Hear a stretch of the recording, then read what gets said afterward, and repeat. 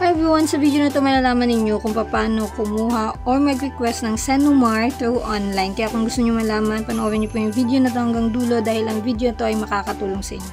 Kaya please stay tuned and please don't forget to subscribe.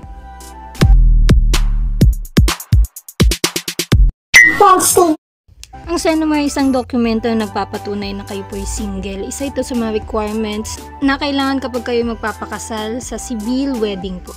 At pwede nyo itong ma-request through online sa psahelpline.ph. Ang services po na ino-offer ni psahelpline.ph ay live birth, marriage contract, Senomar at death certificate. At alam nyo ba na ito lang ang ino-authorize ni Philippine Statistics Authority na mag-handle ng online transaction sa lahat ng mga document dito sa Pilipinas? Sa pag-request guys, gamit ng link na nasa baba, www.psahelpline.ph, i-click nyo lang po yan at mapupunta po kayo sa website nila. Sa baba po makikita po ninyo kung ilang araw po dadating po yung request po ninyo na PSA. 3 to 4 days guys kapag kayo po ay inside Metro Manila at 3 to 8 days naman po kapag outside Metro Manila naman po kayo. Sa bandang baba naman po guys, makikita nyo po yung mga available certificate na pwede nyo pong i-request or i-order. Katulad na lang po ng birth certificate, marriage certificate, death certificate, Senomar po na pwede nyo po i-order. Take note lang po na ang pwede pong mag-request po dito is yung first degree lang po ng family. For example, kung kayo po yung nanay ng mga bata or tatay ng mga bata, if kayo po yung anak na 18 years old above, pwede po kayo dito. Sa pag-order guys, i-click nyo lang po yung order. Mamimili po kayo kung ano po yung type na i-request po ninyo. Piliin nyo lang po yung Senomar, tapos accept the term, condition, and then continue po. Dito guys, mag-a-appear kung kayo po ba nag-request para sa inyo or nag-request para sa iba. If for someone guys, mamili po kayo kung kayo ba yung son or yung daughter or kung kayo yung father at mother. Kaya first degree lang po yung pwede po dito na mag-request po ng Senomar. If kung para sa inyo, may own po and then continue. Ito mag-a-appear yung personal information na kailangan po nila sa pagpila po ng Senomar. Sa first page guys, humihingi po sila ng personal information ng nag-request po. Kung kayo po yung owner ng Senomar, ito po yung lalagay po ninyo. Pero kung kayo po yung nag-request, ito po yung page na to. Ang pipilapan po ninyo kung kayo po yung magre-receive or nag-request nung Senomar po. So ilalagay nyo po yung complete details together po ng ID na gagamitin ninyo sa pag-receive po ng Senomar certificate kapag na-deliver na po sa bahay nyo. Sa second page guys, yun na po kung sino po yung may-ari ng Senomar po, yun po yung ilalagay po ninyo dito.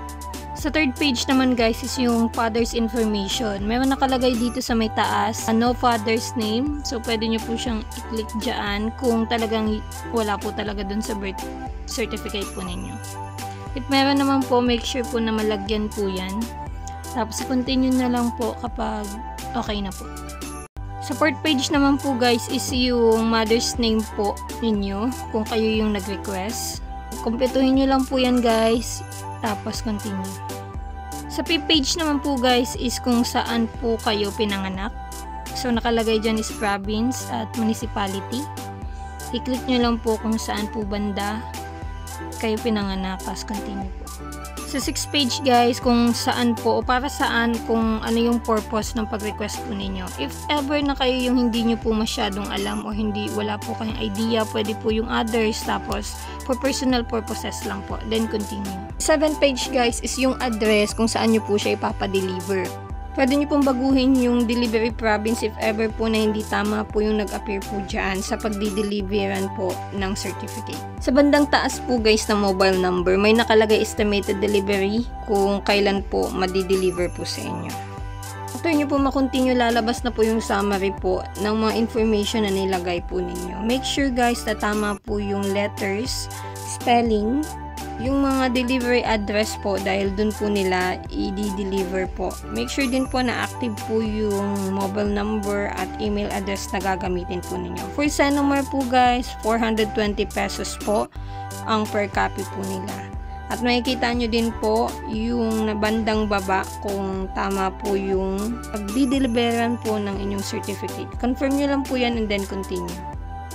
Sa next po is yung payment option po ng Senomar po na pagbabayaran po ninyo. Pwede kayong magbayad ng GCash, Paymaya, ShopeePay, DragonPay at iba pa po guys yung mga nakikita nyo po dyan.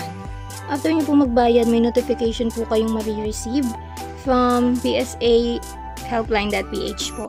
Meron din po kayong marireceive na notification coming from your email na nakapagbayad na po kayo. And then mag-wait na lang po kayo kung kailan po i-deliver. Sa pag-check naman po ng status po, pumunta lang po kayo uli sa psahelpline.ph. Hanapin nyo po yung check status, click nyo po yan, ilagay nyo po yung reference number po ninyo, lalabas na po yung status po niya kung proceeding.